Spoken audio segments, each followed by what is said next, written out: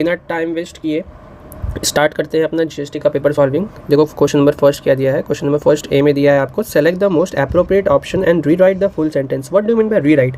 देखो कुछ बच्चे यहाँ पर डायरेक्ट आंसर लिख देंगे।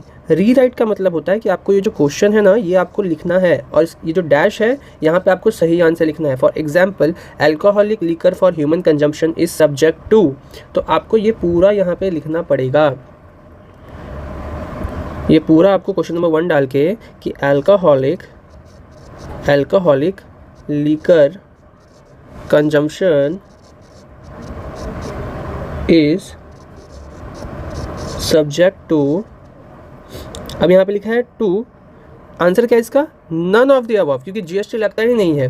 तो या तो आप यहाँ पे लिख दो none of the above, double line कर देने का पेंसिल से, या तो यहाँ पे एक एरो डाल के, या तो कुछ भी एरो डाल के नहीं, आंसर सीधा लिख के क्या लिखना है आपको none of the above. Simple फंडा ये है कि आपको क्वेश्चन जो है वो लिखना है, क्योंकि मेंशन कर दिया वहाँ पे रीराइट द फुल सेंटेंस, नहीं किया है तो आप डायरेक्ट आंसर भी लिखोगे तो भी चलेगा। सेकंड क्या दिया है देखो, goods and service tax is a tax levied on goods and service at each point of what, it is supply, it is supply. Next, the definition of goods under the GST Act does not include goods, क्या लिखा है यहाँ पे goods under GST act does not, क्या include नहीं होता है goods में, तो ग्रोइंग क्रॉप्स होता है, ग्रास होता है, एक्शनेबल क्लेम्स भी होता है। It is money and securities, right answer is money and securities. Money is consideration, it is not a good. Similarly bills of exchange, cheque, it is not good. Fourth, Mesres Deepak Enterprises of Mumbai supplies goods to Mesres Jyoti Associate Rajasthan. This will classifies as simple. ये मुंबई, ये Rajasthan, interstate supply. चलो, for service of beauty treatment, the place of supply is the location. Beauty treatment के लिए place of supply क्या होगा? अरे भैया जहाँ पे सर्विस दे रहे हैं, where service are actually performed. Maximum time for availing input tax credit, तो या तो the date of filing of the annual return, जिस दिन फाइल हो रहा है एनुअल रिटर्न, या तो due date of filing of return for the month of September, तो यानी कि earliest of A and B जो पहले आ जाए, ठीक है। The form use for registration is simple, form GST reg 1। Taxable minimum turnover limit of GST that is applicable in the state of Maharashtra, ये तो क्लास में मैंने करवाया था, it is 20 lakh. The tax deducted has to be paid to the government within dash days after the end of the month in which deducted, it is 10 days. Shyam purchased goods for which the tax invoice was rupees 84,000 including IGST of at 12%. The input tax credit under IGST shall be. Simple है, एकदम simple. देखो यहाँ पे क्या करना है, question समझो पहले। यहाँ पे क्वेश्चन क्या बोला है आपको, क्वेश्चन बोला है आपको कि इंक्लूड कर दिया है, देखो 84,000 में इंक्लूड कर दिया है कितना 12%। बचपन में करते थे 100 प्लस 12, यानी कि 84,000 इंटू 12 अपॉन 112। क्यों 100% मैंने नहीं लिखा यहाँ पे? 100% मैंने क्यों नहीं लिखा? क्योंकि 12% जो है वो इंक्लूड कर दिया है, तो 100 प्लस 12 तो कितना आ जाएगा, क्या लिख देता हूँ, 84,000 इंटू 12 डिवाइड बाई 112, 9,000। क्या हमारे आंसर में, सॉरी क्या हमारे ऑप्शन में 9,000 है? हाँ जी है 9,000, ठीक है। तो 9,000 is our right answer. Next, mister Ujjwal has an outward tax liability under IGST of 40,000, CGST 10,000 और SGST 10,000। तो तुमको बताना है कि नेट लायबिलिटी पेबल कितना है। एकदम simple, 40,000 plus 10,000 plus 10,000 it's 60,000। Transaction value of supply includes सब कुछ, सब्सिडीज भी, इंसिडेंशियल चार्जेस भी, taxes duties under than GST भी, तो यानी कि इसका राइट आंसर होगा all of the above. Simple, समझ गए। अब स्टार्ट करते हैं बी क्वेश्चन। अपना क्या है, state whether the following statement are true और false, rewrite the full sentence. यहाँ पे भी आपको रीराइट करना है। तो फर्स्ट देखते हैं अपना क्या लिखा हुआ है। फर्स्ट अपना दिया है a company and its sole agent are not related person, तो ये है फॉल्स। होता है sole agent is a related person of company. Manufacturer of पान मसाला इज नॉट एलिजिबल, क्या बोला, not eligible for composition levy, हाँ ट्रू है। Next, time of supply fixes the point when liability to charge GST arise, true. अच्छा तुमको एक fact बताता हूँ, ये मेरा ट्रू और फॉल्स ना ज़्यादातर सही ही होता था, ये मैं जो ट्रिक लगाता था, जो स्टेटमेंट एक फैक्ट की तरह लगे ना, एक फैक्ट की तरह कि भैया ये फैक्ट है, ये सच्ची ही है। जैसे यहाँ पे देखो क्या लिखा है, time of supply fixes the point when liability to charge GST arise. मतलब सिंपल लग रहा है, ये फैक्ट है कि हाँ time of supply fixes the point when liability to charge GST arise. ये ऐसा कुछ हाँ या ना में नहीं लग रहा है, तो ये ट्रू है।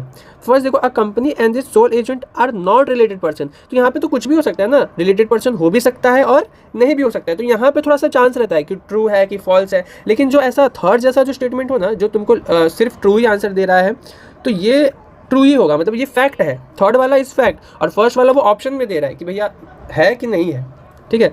जैसे ये सेकंड वाला भी, मैन्युफैक्चरर ऑफ पान masala is not eligible for composition levy, तो एलिजिबल हो भी सकता है, नहीं भी हो सकता है, तो ये ट्रू भी हो सकता है, फॉल्स भी हो सकता है। लेकिन थर्ड वाला ट्रू ही है, उसमें ऐसा कुछ नहीं दिया है। चलो थर्ड देखते हैं, सॉरी फोर्थ देखते हैं। IGST is one of the 2 tax charge on every intra state transaction. Every, फिर से देखो, रुको एक मिनट, एवरी, ठीक है, हर स्टेट में क्या हो सकता है, ये तो ट्रू भी हो सकता है, फॉल्स भी हो सकता है, तो यहाँ पे ये फैक्ट नहीं है, तो ये फॉल्स, ठीक है। Next, the aggregate turnover will be computed permanent account number wise, ठीक है। The aggregate turnover will be computed permanent account, जैसे पैन नंबर वाइज। कुछ लग रहा है इसमें कि ऐसा वैसा कुछ, ये फैक्ट लग रहा है, तो ये क्या हो जाएगा तुम्हारा ट्रू। 6, ये मैं तुमको बस एक ट्रिक बता रहा हूँ, जब तुमको कुछ समझ में ना आए तब, ये तो सिंपल क्वेश्चन ही कर सकते हो। एग्रीगेट टर्नओवर किस पे कंप्यूट होगा, पैन से, यार सिंपल है। 6, salary received by director of XYZ limited is liable for GST in the hand of the director, this is false. Next आगे बढ़ते हैं, क्या दिया है, late fee and interest shall not be included in the value of supply, true. Next, the central tax shall not be utilized towards the payment of state tax, it is also true. 9th, any supplies made to sales unit or sales developer are interstate supplies, जी बिल्कुल। In case of sponsorship services provided by Mr. A to Mrs. B Limited, liability to pay GST is of Mrs. B Limited, yes, true. A person cannot get registered on GST on voluntary basis, false. Supplier is not necessarily a registered person, नहीं, true, ठीक है। तो ये था आपका true और false. अब start करेंगे अपना एक्चुअल क्वेश्चन, जिसका तुमको बेसब्री से इंतज़ार था कि भैया ये तो करवा ही दो, ठीक है। स्टार्ट करते हैं, बना लेता हूँ मैं फिर फॉर्मेट। कुछ नहीं करना है फॉर्मेट में, तुमको फॉर्मेट भी नहीं आ रहा था बनाने के लिए, जैसे मैंने बोला था। यहाँ पे अपने को लेना है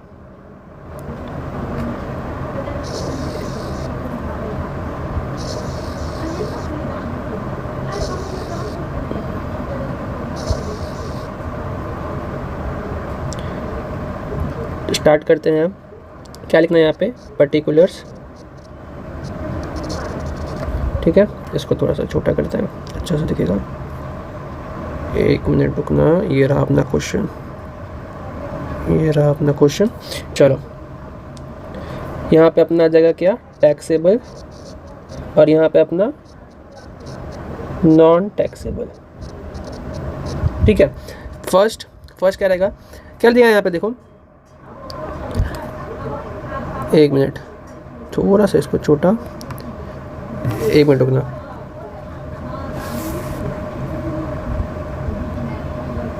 चलो स्टार्ट करते हैं। Received fees for accounting work from client. अभी बता मुझे कि टैक्सेबल रहेगा कि नॉन टैक्सेबल रहेगा। ऑफ कोर्स टैक्सेबल रहेगा। क्वेश्चन देखो क्या दिया है यहाँ पे, mister Ashok is a chartered accountant person provides you with the following information. वो चार्टर्ड अकाउंटेंट है, तो फीस ले रहा है अकाउंटिंग वर्क के लिए, तो वो कहीं ना कहीं कमर्शियल पर्पज हो जाएगा, तो इसके लिए क्या हो जाएगा, टैक्सेबल। नीचे CGST और SGST कितना दिया, 9%। एक्सक्लूडिंग क्या है अपना, ये GST है। कंप्यूट क्या करना है, वैल्यू ऑफ टैक्सेबल सप्लाई में। वैल्यू ऑफ टैक्सेबल सप्लाई बोल दिया मतलब कि टैक्सेबल और नॉन टैक्सेबल आ ही जाएगा सीन में, ठीक है। तो फर्स्ट हम लोग कैसे लिखेंगे, यहाँ पे फर्स्ट ऐसा लिखा और लिखेंगे received fees for accounting work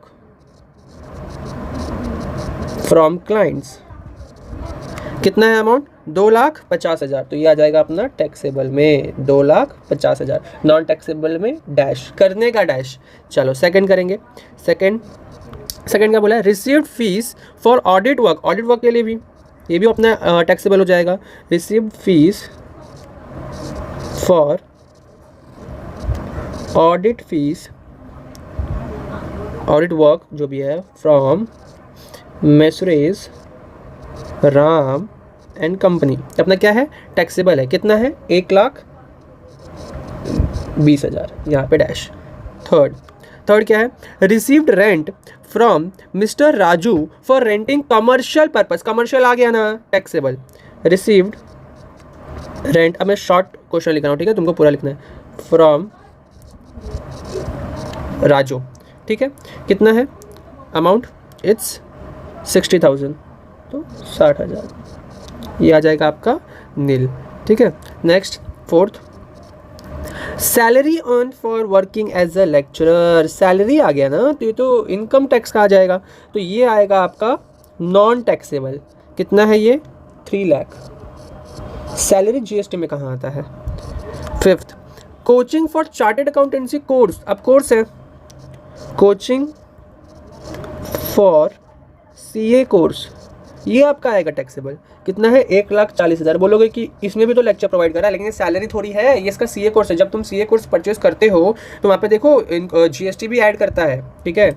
sixth, purchase, अभी तो परचेज आ गया ना बच्चों, परचेज क्या यहाँ पे आएगा, परचेज आ ही नहीं सकता है यहाँ पे, ठीक है, ये तो आएगा ही नहीं, ठीक है। Purchase of stationery for office work, ये जो है आपका परचेज, तो परचेज हो गया ना, ये तो आपका इनकम हो गया, सॉरी एक्सपेंस हो गया, इनकम की तरह देख ही नहीं रहे हम इसको। रिसीव्ड, 7 क्या है, received gift at the time of marriage, of his marriage, अच्छा एक और बता देता हूँ, परचेज आ जाए ना तो आपको कुछ भी नहीं लिखना है यहाँ पे, ठीक है, परचेज जैसे ही परचेज आए, परचेज आपने देख लिया, आपको कुछ भी नहीं लिखना है, ठीक है। नेक्स्ट आगे बढ़ते हैं, received gift at the time of his marriage, तो received gift at the time of marriage, कितना है ये 24,000, टैक्सेबल नहीं रहेगा, ये नॉन टैक्सेबल में जाएगा, ठीक है 24,000। अब आपको क्या करना है, कुछ नहीं, टोटल करना है बस, इतना इजी था भाई, इतना इजी, टोटल करो, टोटल कितना आएगा टैक्सेबल का, टैक्सेबल का आएगा 2,50,000 है, 1,20,000 60, ये आ जाएगा आपका समवेयर 5,70,000, ठीक है 5,70,000 आ जाएगा। 1 मिनट को थोड़ा सा और इस लाइन को बड़ा करता है, ठीक है 5,70,000, तो यहाँ पे अपने को क्या लिखना है, वैल्यू ऑफ टैक्सेबल सप्लाई, कैसे करेंगे, अब CGST अपने को दिया है और SGST दिया है, कितना परसेंट है, तो 5,70,000 पे कितना परसेंट बोला है क्वेश्चन में, देखो इट्स 99%, तो 5,70,000 का 9%, और यहाँ पे SGST में भी 5,70,000 का कितना परसेंट, 9%, कितना आ जाएगा, कैलकुलेट कर लेना 51,300, और ये भी आ जाएगा 51,300। कैसे किया मैंने, अब ये भी बताना पड़ेगा, 57,000 इंटू 9%, 51,300, ठीक है 51,300 टोटल किया। अब यहाँ पे अपन ने किया टोटल किया, तो ये अपना आ जाएगा GST पेबल, कितना आ जाएगा 1,02600, ठीक है, ये अपना है GST पेबल, या तो लिख सकते हो GST लायबिलिटी, बस इतना करना है, बस हो गया, इतने के लिए बस इतना प्रॉब्लम कर रहे थे तुम, मिल गया मार्क्स, अगर 10 मार्क आएगा तो 10 मार्क मिल गया, 5 मार्क आएगा तो 5 मार्क मिल गया, बस इतना ही करना है, ठीक है। इधर GST पेबल लिखो या लिखो GST लायबिलिटी, ठीक है 1,02600, दैट्स इट, ख़त्म। सेकंड करेंगे अब बी वाला क्वेश्चन। बी वाला तो इतना चिंदी है ना, पता नहीं तुम लोग ने इसका फॉर्मेट ही अलग बना दिया था, देखो क्या है ये, सेम फॉर्मेट, यहाँ पे भी आपको फॉर्मेट वही रहेगा, ठीक है, horizontal line, taxable non taxable करके, ठीक है, यहाँ पे आपको लिखना है पर्टिकुलर्स, यहाँ पे आपको लिखना है टैक्सेबल, और यहाँ पे आपको लिखना है नॉन टैक्सेबल, ठीक है। फर्स्ट क्या दिया है, देखो यहाँ पे कमीशन रिसीव्ड, करना क्या पहले ये देख लो, classify the following activities as taxable and non taxable, खाली तुमको बताना है कि ये टैक्सेबल है कि नहीं टैक्सेबल है, बस, और कुछ नहीं करना है इसमें, कुछ भी नहीं, और इस तरीके का ही फॉर्मेट बनेगा ये। तो फर्स्ट क्या है, commission received on sale of wheat, ठीक है, तो क्या है ये, टैक्सेबल होगा कि नॉन टैक्सेबल होगा? कमीशन मिला है, ऑफकोर्स नॉन टैक्सेबल होगा। डैश मारो यहाँ पे 1,20,000। ऐसा नहीं कि इसको खाली छोड़ देना है, ऐसे नहीं छोड़ना है, इसको ऐसे नहीं छोड़ना है, आपको डैश करना पड़ेगा, या तो डैश करो तो नील करो। चलो नेक्स्ट सेकंड, प्रोफेशनल एडवाइस, ठीक है, to his friend free of charge. अरे फ्री ऑफ चार्ज दिया है, टैक्सेबल होगा नॉन टैक्सेबल होगा? जाहिर सी बात है नॉन टैक्सेबल होगा। कितना है ये? 10,000। थर्ड, अब मैं सीधा ऐसे आपको लिखना है, ठीक है, क्वेश्चन ऐसे लिखना है, मैं यहाँ पे सीधा टैक्सेबल और नॉन टैक्सेबल कर देता हूँ। थर्ड क्या है? Sold goods to mister Kumar of Thane. क्या होगा ये, टैक्सेबल हुआ कि नॉन टैक्सेबल होगा? बेचा ना, 67,000 टैक्सेबल होगा। Next fourth, hotel room rent of ₹800 per day. मैंने बताया था ये क्लास में भी कि 800 रुपये, अगर 800 रुपये दिया है तो ये नॉन टैक्सेबल होगा, लेकिन 1000 रुपये से ज़्यादा अगर दिया है तो टैक्सेबल होगा, तो ये आपका नॉन टैक्सेबल होगा 10,000। ठीक है, नेक्स्ट आगे बढ़ते हैं। College fee for recognised course from recognised university, तो क्या हो जाएगा ये, टैक्सेबल कि नॉन टैक्सेबल? कॉलेज फीस है रिकग्नाइज कोर्स के लिए, एक यूनिवर्सिटी जो रिकग्नाइज है वहाँ से, नॉन टैक्सेबल। खत्म, इतना ही था। और यहाँ पे आपको कर लेना है टोटल, ठीक है, यहाँ पे आपको कर लेना है टोटल कि टैक्सेबल कितना है और नॉन टैक्सेबल कितना है। तो टोटल कर लो, ये आ जाएगा आपका 67,000 और ये आ जाएगा आपका कुछ 1,85,000। हो गया, ख़त्म, ये भी ख़त्म। खाली यहाँ पे आपको लिखना है, मैं नहीं लिखा क्योंकि टाइम बचे, आपका भी और मेरा भी, ठीक है। ये हो गया आपका 2 क्वेश्चन ख़त्म। कितने मार्क्स का था ये? 5 मार्क का था और ये था आपका 10 मार्क का। तो ऐसे तो नहीं आएंगे, ये 2019 का पेपर है, अभी आपको 10-10 मार्क के आएंगे दोनों। ये 10 मार्क का आया तो ये भी आपका 10 मार्क का ही आएगा, ठीक है। तो 20 मार्क आपको मिल जाएंगे बस इतना करने से। चलो नेक्स्ट आगे बढ़ते हैं। नेक्स्ट वही सेम मैं वापस से करवाने नहीं वाला हूँ। क्या दिया है ज़रा देखो, question number 2C। 1 minute. Mrs. Kavita and Son, property dealer, provides you detail of the following activities during the month August 2018. Compute the value of क्या? Taxable supply. अपने को समझ में आ गया क्या करना है यहाँ पे, टैक्सेबल और non taxable. Under GST liability, GST liability निकालना है आपको। All amounts are excluding GST, और कितना दे दिया, 9% और ये भी 9%। इतना सिंपल पेपर था ये, इतना सिंपल पेपर। आपको खाली ये भी कर देते 10-10 मार्क आपको मिलते जाता। घान किया तुम लोगों ने। चलो देखो क्या लिखा है यहाँ पे, collected rent from shop, rent लिया है, बताओ मुझे टैक्सेबल होगा कि नॉन टैक्सेबल होगा? शॉप क्या है, कमर्शियल, क्या हो जाएगा ये, टैक्सेबल। 1 मिनट रुकना, क्या हो जाएगा ये, टैक्सेबल। देखो फॉर्मेट यही है, यही वाला सेम फॉर्मेट यूज़ करना है आपको, ये टैक्सेबल नॉन टैक्सेबल, ये वाला जो फॉर्मेट है, ये वाला जो फॉर्मेट है यही वाला आपको सेम यूज़ करना है, ठीक है। मैं खाली यहाँ पे टैक्सेबल और नॉन टैक्सेबल लिख देता हूँ। तो फर्स्ट क्या है आपका, taxable. Receive rent from vacant land use for agriculture, vacant land से आपको क्या मिला है, रेंट। कुछ वहाँ पे कमर्शियल हो रहा है क्या, नहीं, तो ये होगा non taxable. Receive rent from premises let to a temple trust, ठीक है, तो ये आपका क्या हो जाएगा, टैक्सेबल, क्योंकि वहाँ से ट्रस्ट है वो और वहाँ से आपको पैसा आ रहा है। Rent receive from land use for mono circus, ठीक है, तो ये भी आपके क्या हो जाएगा, taxable. Paid stationery and telephone bills, paid stationery and telephone bills आएगा क्या, ये आएगा क्या? मैंने पहले बताया था, परचेज है ना, पेड किया है, क्या ये आपका इनकम है, नहीं, तो ये तो कहीं आएगा ही नहीं, ना टैक्सेबल में ना नॉन टैक्सेबल, इसको लिखना ही नहीं है। Next 6th, rent received on storing of agricultural produce, तो ये आएगा आपका टैक्सेबल। और last, rent receive from residential house, residential का नॉन टैक्सेबल होता है ऑलवेज, ठीक है। जब सबको टोटल करोगे उसके बाद आपका आएगा क्या, वैल्यू ऑफ टैक्सेबल सप्लाई, उसके ऊपर CGST निकालोगे, SGST निकालोगे और फिर आपका आ जाएगा GST पेबल और लाइबिलिटी, खत्म। इसी तरीके से फॉर्मेट आपको बनाना है, ठीक है। डी क्या दिया है, सेम वही जैसा हमने अभी जस्ट किया था। Classify the following activities as taxable and non taxable supply. तो फर्स्ट क्या है आपका, bank charges on current account, bank charges on current account is taxable. Second क्या है, sold wrist watches and pocket watches, of course taxable. Shampoos are distributed as free sample, non taxable. Service rendered by a member of parliament, non taxable, पढ़ने से पता चल रहा है।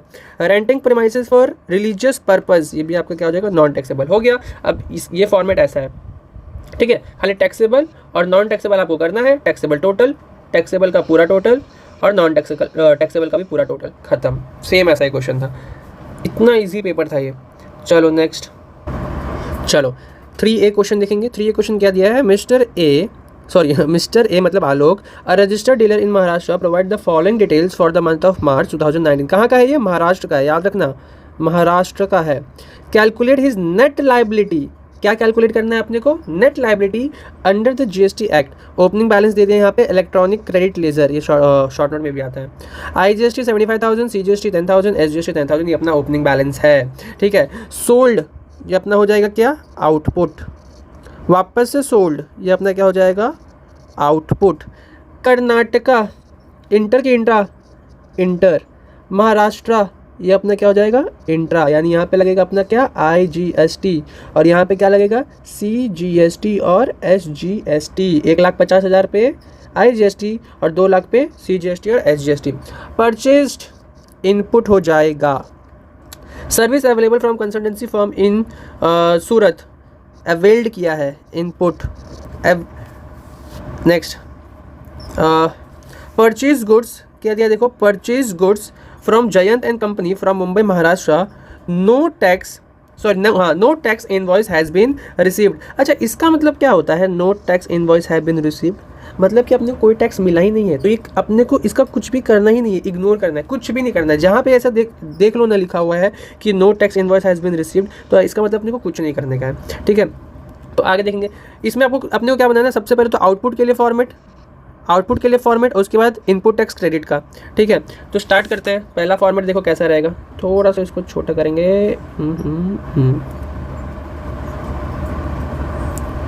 ये अपना इसको थोड़ा सा बड़ा, चलो स्टार्ट करते हैं।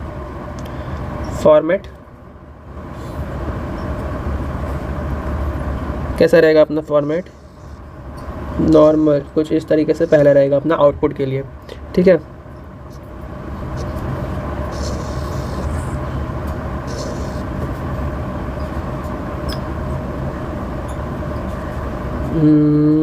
एक मिनट अपना CGST SGST थोड़ा सा छोटा,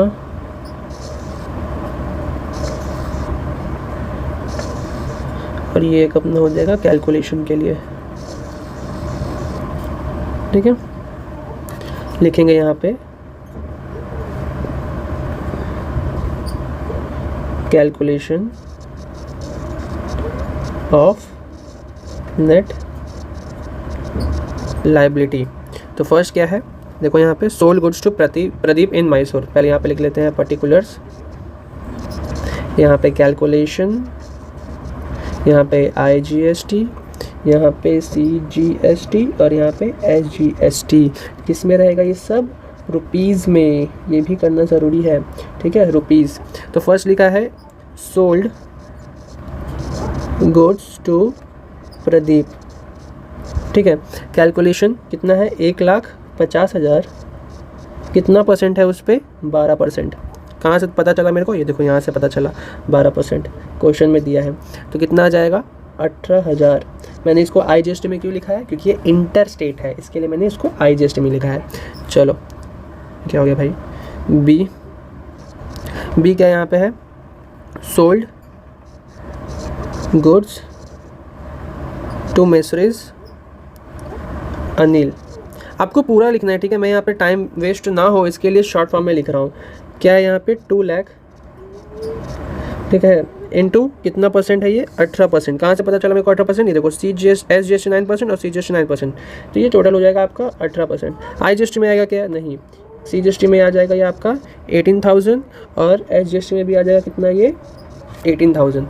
टोटल करेंगे टैक्स लायबिलिटी, तो टैक्स लायबिलिटी आपका टोटल आ जाएगा ये 18,000, ठीक है।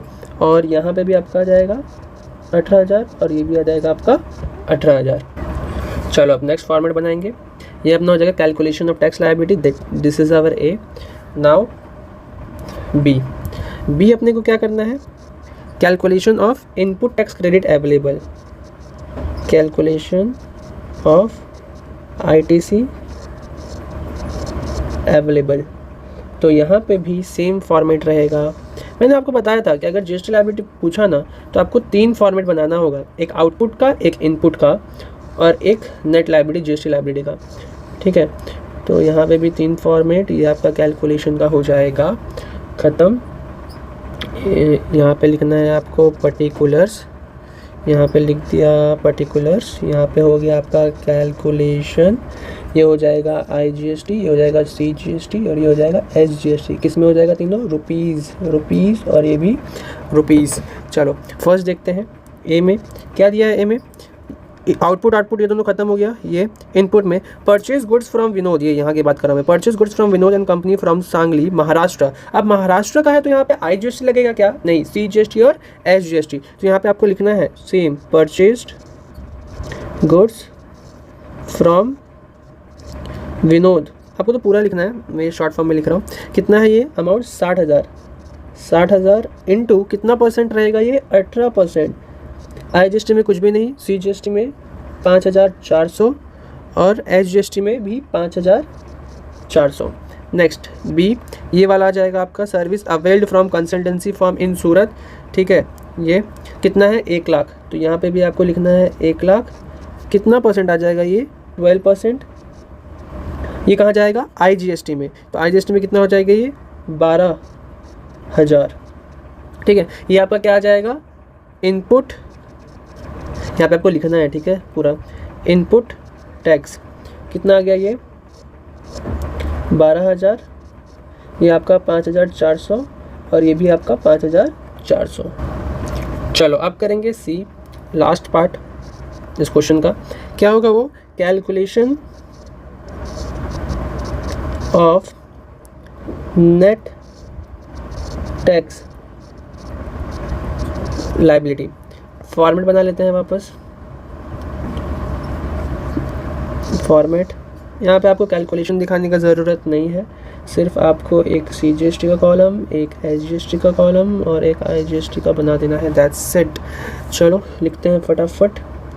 यहाँ पे आ जाएगा आपका पर्टिकुलर्स, यहाँ पे IGST, यहाँ पे आ जाएगा आपका CGST, यहाँ पे आ जाएगा आपका SGST। ठीक है, सबसे पहले आपको क्या करना है? आउटपुट निकाला था, याद है आपने? यहाँ पे टैक्स लायबिलिटी, तो यहाँ पे आपको लिख देना है टैक्स लायबिलिटी। जो सबसे पहला आपने फॉर्मेट बनाया है वो सबसे पहले टैक्स लायबिलिटी। कितना आया था? 18,000 और इसका भी 18,000 था। हाँ ये देखो 18,000। ठीक है, 18,000 और 18,000। नेक्स्ट यहाँ से आप लेस करोगे ओपनिंग बैलेंस। ओपनिंग बैलेंस ये कहाँ है सर? ये क्वेश्चन में है ना, यहाँ पे देखो, ये देखो IGST का यहाँ पे 75,000, ये देखो यहाँ पे IGST का 75,000, CGST का 10,000 और SGST का 10,000। क्वेश्चन में जब भी कुछ भी दिया हो, हर एक चीज़ का मीनिंग होता है। ठीक है, इग्नोर करना है तो उसका भी मीनिंग है ना कि भाई इग्नोर करना है। चलो तो फर्स्ट लिखते हैं यहाँ पे 75,000, लेस करना है ना, तो इसीलिए ब्रैकेट में डाला है मैंने। नेक्स्ट यहाँ पे आ जाएगा आपका कितना है? 10,000 और थर्ड SGST के लिए भी 10,000। ठीक है, इसमें से अब आप लेस करोगे ये इनपुट टैक्स क्रेडिट। ठीक है, ITC, मैं शॉर्ट फॉर्म लिख रहा हूँ, आप फुल फॉर्म लिखोगे। कितना है? 12,000, 5,400 और ये भी 5,400। तो यहाँ पे आ जाएगा आपका क्या? Net tax liability. ठीक है, अब जब आप टोटल करोगे तो देखोगे कि देखो ये 18,000 है और ये दोनों माइनस में है, 75,000 और 12,000 ये माइनस में, तो आपका आंसर जो है वो नेगेटिव में आएगा। नेगेटिव कितना आएगा? ये आएगा आपका 69,000 करके देख लेना। ठीक है, 69,000, 87,000 माइनस 18,000, ये देखो 87,000 माइनस 18,000, 69,000, लेकिन माइनस में है ये। ठीक है, 87,000 जो है माइनस में है, इसके लिए आपका नेगेटिव आएगा 69,000। ठीक है, 69,000 ये आया। अब ये देखो 10,000 प्लस 5,400, ये तो छोटा है तो ये पॉजिटिव में ही आएगा। पॉजिटिव कितना आएगा? 2,600। ये भी कितना? 2,600। अब क्योंकि पॉजिटिव में आ रहा है तो मैंने यहाँ पे ब्रैकेट नहीं डाला है। 69,000 नेगेटिव है, इसके लिए मैंने ब्रैकेट डाला है यहाँ पे। अब सिंपली एडजस्ट करना है तो लेस करोगे, IGST एडजस्ट हो जाएगा। ठीक है, IGST क्रेडिट एडजस्टेड, कैसे एडजस्ट करोगे? मैंने बताया था आपको कि IGST का CGST SGST में होता है और CGST SGST का IGST में हो सकता है, CGST SGST में नहीं हो सकता है, ठीक है, एक दूसरे में नहीं होगा। CGST का SGST में नहीं होगा, SGST का CGST में नहीं होगा, लेकिन IGST का CGST SGST में दोनों होगा और CGST SGST का IGST में होगा। मतलब ये कि CGST और SGST का IGST में एडजस्टमेंट होगा। तो 2600 प्लस 2600 है, टोटल कितना आ जाएगा? 5200। देखो 2600 प्लस 2600 0021 कितना आ जाएगा? 5200। तो ये 5200 जो है आप IGST में एडजस्ट कर सकते हो। इसका मतलब समझते हो क्या होता है? 69,000 मतलब इतना अपने को मिलना है और ये पॉजिटिव का मतलब इतना अपने को देने का है। 2600 जो ये आया है इतना अपने को देने का है गवर्नमेंट को और 69,000 अपने को मिलने वाला है। सेट ऑफ कर दोगे तो यहाँ से माइनस कितना हो जाएगा? 5200 और ये यहाँ से नील हो जाएगा। 2600 यहाँ से माइनस हो जाएगा। तो आपका जो फाइनल टैक्स लायबिलिटी आएगा वो कितना आएगा? तो 69,000 माइनस 5200 कितना आ जाएगा? 63,800, ठीक है। और 2600 माइनस 2600 नील आ गया, 2600 माइनस 2600 नील आ गया। बस ये क्वेश्चन। अगर ऐसा क्वेश्चन आए तो आपको 3 चीज़ देखना है, आउटपुट निकालना है पहले, उसके बाद ITC निकालना है, उसके बाद आपको नेट टैक्स लायबिलिटी निकाल देना है। कैसे निकालोगे? पहले टैक्स लायबिलिटी, आउटपुट जो था वो यहाँ पे लिख दिया, ओपनिंग बैलेंस जो था वो यहाँ पे लिख दिया, ITC जो निकाला वो यहाँ पे लिख दिया और फिर एडजस्ट कर देना है। एकदम सिंपल है। IDT इंडायरेक्ट टैक्स बहुत सिंपल होता है, खाली समझने की ज़रूरत है बस, ठीक है। मैं इसको थोड़ा सा स्क्रॉल करके थोड़ा पॉज ले रहा हूँ ताकि तुम लोग देख सको अच्छे से कि मैंने क्या करा है, ठीक है। चलो डन। अब यहाँ पे डी जो है क्वेश्चन नंबर वो दिया है तुम्हारा प्लेस ऑफ सप्लाई। 1 मिनट, हाँ, प्लेस ऑफ सप्लाई ये अच्छा यहाँ पे ना 8-8 मार्क्स 7-7 मार्क्स का दिया है, लेकिन अभी जो पेपर पैटर्न है ना वो यहाँ पे 8 मार्क का नहीं आएगा, 10 मार्क का ही आएगा, ठीक है, 10-10 मार्क का आएगा। चलो फर्स्ट दिया है Deepak having registered office in Meerut imported goods into India from Singapore which was received at Mumbai airport। Registered office का है मेरठ में, प्लेस ऑफ सप्लाई क्या हो जाएगा अपना? मेरठ। यार ये मैं करवाने बैठूंगा ना बहुत टाइम पास हो जाएगा। प्लेस ऑफ सप्लाई बहुत इजी है, ठीक है। प्लेस ऑफ सप्लाई अपना क्या हो जाएगा? मेरठ। लेकिन ये मेरठ क्यों होगा? ये मेरठ क्यों होगा? Because the place of supply in case of imports is location of importer, और इम्पोर्टर कहाँ का है? मेरठ का है, ठीक है। नेक्स्ट क्या है? Mister Siddhi Vinayak CHS limited Mumbai place N order for installation of elevator with Messrs OTS elevator। The elevator was installed in the society of building in Mumbai। तो यहाँ पे अपना प्लेस ऑफ सप्लाई क्या हो जाएगा? Of course Mumbai. यहाँ पे क्या हो जाएगा? मेरठ। यहाँ पे क्या हो जाएगा? मुंबई। थर्ड क्या लिखा है? Deepali a mehndi artist based in Mumbai travel to Udaipur Rajasthan for an assignment of bridal mehndi. अब बताओ यहाँ पे प्लेस ऑफ सप्लाई क्या होगा? जाहिर सी बात है अगर उदयपुर गई है तो यहाँ पे उदयपुर ही आएगा, क्योंकि प्लेस ऑफ सप्लाई कहाँ पे दे रही है अपना सर्विस? उदयपुर में। नेक्स्ट मिस्ट्रेस क्या है? Deepshikha Enterprises based in Delhi supplied at Videocom DTH connection from Videocom LTD based in Chennai to Mr. Sagar in Noida। अरे यार नोएडा आ गया, टू नोएडा आ गया, मतलब क्या आ जाएगा अपना प्लेस ऑफ सप्लाई यहाँ पे? Noida. Next Mrs Arijit of Nanded Maharashtra sells 20 washing machine to Mrs Abhijit of Kota place of supply. बहुत ईजी, ठीक है। इसमें टाइम पास ना करते हुए आगे बढ़ते हैं। सेम ये जो अभी करवाया मैंने, ये जो अभी मैंने करवाया है, जो भी फॉर्मेट में मैंने करवाया है वही सेम करना है तुमको। ये मैं तुम्हारे हवाले छोड़ता हूँ, ये तुम वापस एक बार प्रैक्टिस कर लेना, ठीक है। सेम है ये। कैसे इसका आउटपुट निकालोगे? फर्स्ट, उसके बाद ITC, उसके बाद GST लायबिलिटी, ठीक है, net tax liability I mean. फिर से आ गया वही प्लेस ऑफ सप्लाई, ये भी ईजी, करवाने की ज़रूरत नहीं है मेरे को। Next mister Shivai Udyog has provide the following particular relating to goods sold by 8 Ganesh enterprises. Okay ऐसे क्वेश्चन जो है ना एकदम इजी है। क्या करना है आपको? कुछ नहीं, 60,000 यहाँ पे दिया है लिस्ट प्राइस। आपको सारे जो खर्चे हैं 10,000 2,500 1,000 ये नहीं ऐड होगा। CGST जैसे चार्जेबल ऑन द गुड्स ये ऐड नहीं होगा, इसको छोड़ के ये CGST वाला जो दिखे उसको ऐड नहीं करना है। Special printing of its name and trademark ये ऐड करना है, और वेटिंग चार्जेस 2,000 ये ऐड करना है। सबको ऐड कर देना। मैं आपको दिखाता हूँ कैसे। देखो पूछा क्या? डिटरमाइन द वैल्यू, वही पूछा है टैक्सेबल सप्लाई, लेकिन इसमें आपको टैक्सेबल और नॉन टैक्सेबल करके नहीं दिया, थोड़ा सा बस घुमा दिया। इसमें आपको सब्सिडी बोल दिया है, ठीक है। इसमें आपको 60,000 पे इस after consideration subsidy Mrs CY उद्योग ऑफ 5% रेट डिस्काउंट भी बोला है। तो देखो जब ऐसे टाइप के क्वेश्चन आए, ठीक है, तो कैसे करना है? पहले तो फॉर्मेट तो वही रहेगा, सेम फॉर्मेट, ऊपर जाएंगे भैया, यहाँ पे 1 मिनट, ये कहाँ से आया,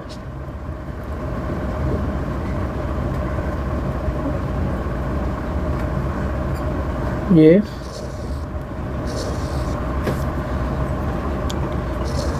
यहाँ पे लिख दो अभी पर्टिकुलर्स,